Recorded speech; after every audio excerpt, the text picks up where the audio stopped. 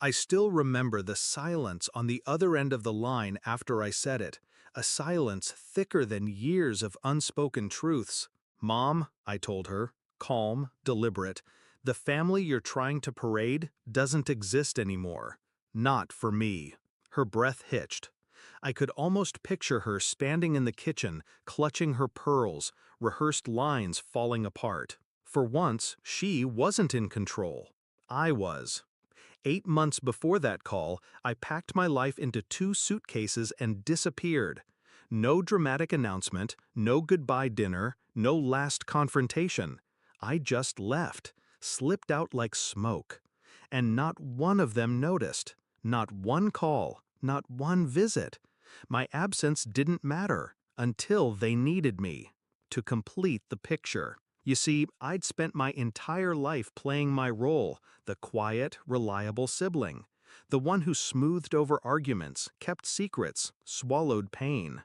While my sister, her golden child, was celebrated, adored, handed everything. I was the afterthought. But after years of being invisible, I finally made myself unseen on my own terms. The wedding invitation wasn't mailed. No, they didn't bother with that. Mom called instead. Her tone wasn't warm, it was sharp, rehearsed, like she was already managing damage control. "They're expecting us to look like a perfect family," she said. "Your sister deserves that." It wasn't a request, it was an order. I let her words hang in the air. I wanted her to hear the distance, to feel the void she'd helped create. Then I said, simply, no. That no wasn't born that night. It was years in the making.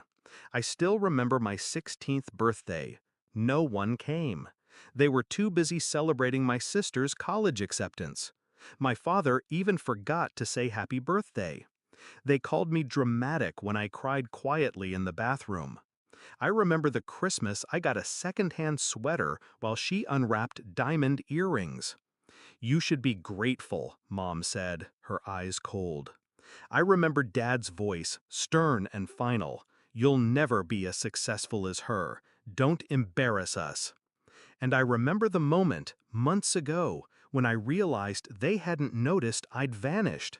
That was my gift. Proof of my place in their hierarchy. Unnecessary. So I turned that invisibility into my weapon. When Mom called about the wedding, she expected obedience. She expected me to fall in line, as always. But I had been preparing for this moment. "No?" she repeated, her voice brittle. "You'll regret it if you don't show up. People will talk." That's when I delivered the blade, clean and sharp. I don't care about people. And if anyone asks where I am, tell them the truth. Tell them I left because you only ever loved one child. The silence that followed was delicious. But here's the part that still makes me smile. My plan had already begun before she called. I'd quietly built a new life 3 states away. A new job, new apartment, new friends. All without them knowing. I'd blocked their numbers, unfollowed them, erased every trace of myself. They only reached me because I allowed it. One unblocked call. My gift of closure. The wedding? I knew it wouldn't survive without the illusion of unity. My absence would crack their facade. People would whisper, speculate. My mother's empire of appearances would collapse from the inside.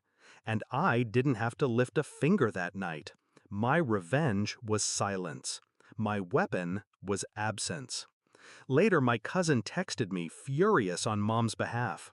"The wedding was chaos. People kept asking where you were. Your mom was humiliated." I almost laughed. For once, they couldn't script me into their play. For once, I was the one pulling strings.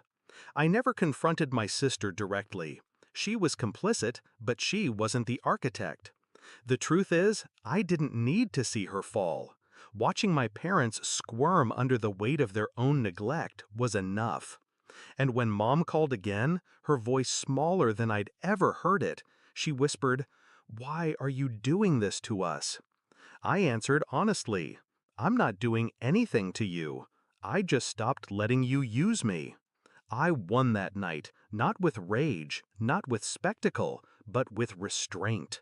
My revenge wasn't fire, it was ice, cold, calculated, silent. Now, when I think back, I don't feel guilt, I feel clarity. They taught me my whole life that I was invisible.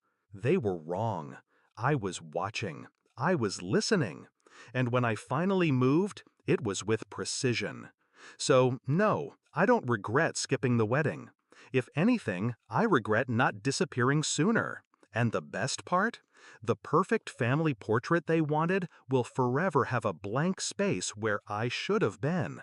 A reminder, frozen in time, of the child they lost long before I left.